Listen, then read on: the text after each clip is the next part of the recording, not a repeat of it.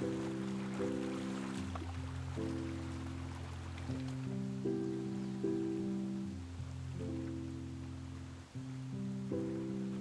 my loves. Welcome back to Lavendaire.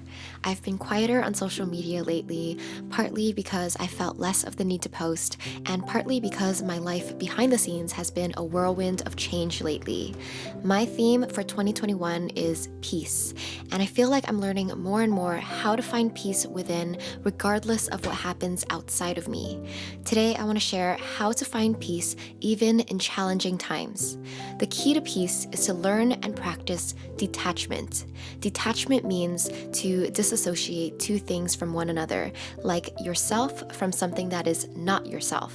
Detachment is a practice that takes time to understand and master. It's taken me years since ever learning about the concept. It can make sense logically, but still be hard to do. Just like any other habit or mindset, it takes practice and repetition to ingrain, so be patient. First, detach your sense of self-worth from everything, especially anything outside of your control. Your looks, your education or career, your money, your family, your significant other, what others think of you, everything.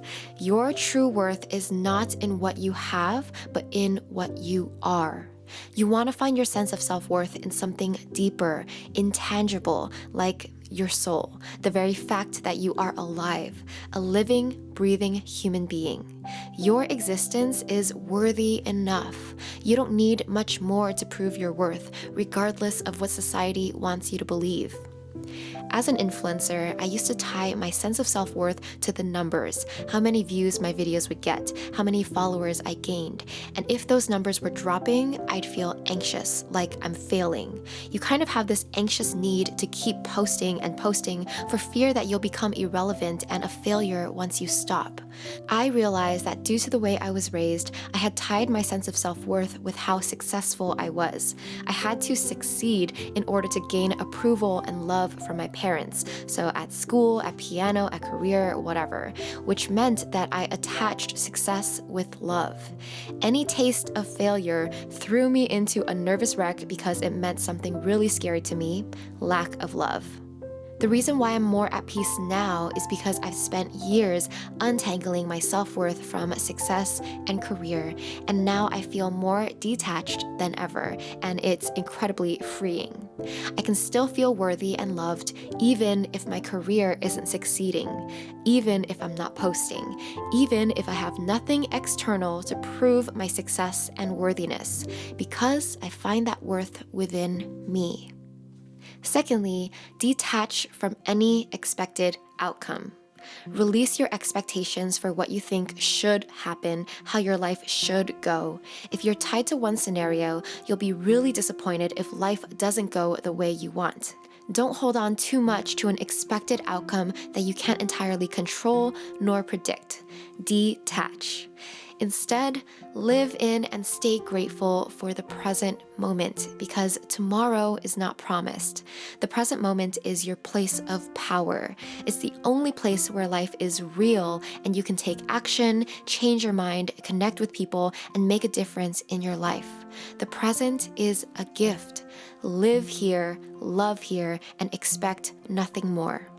Right after the new year, my most valuable member of my team, my right-hand woman for the past 4 years, unexpectedly left the team. She was the first person I ever hired for Lavendaire and became an integral part of everything behind the scenes.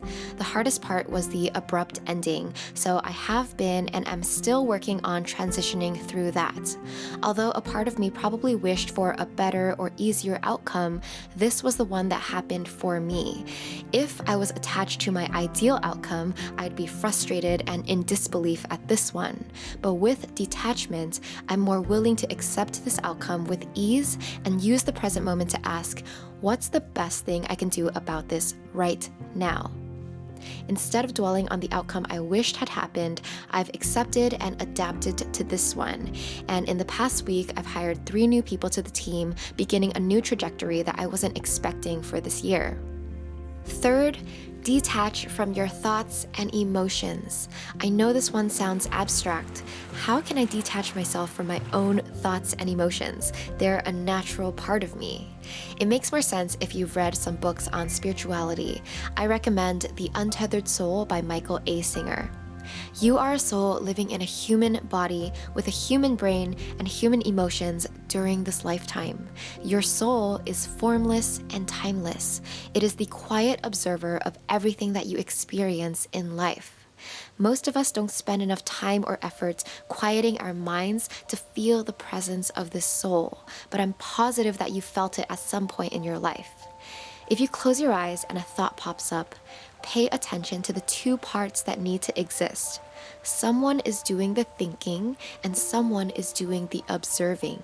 Your mind is thinking and you are observing. You are not your mind. You are the observer of your mind and your emotions too.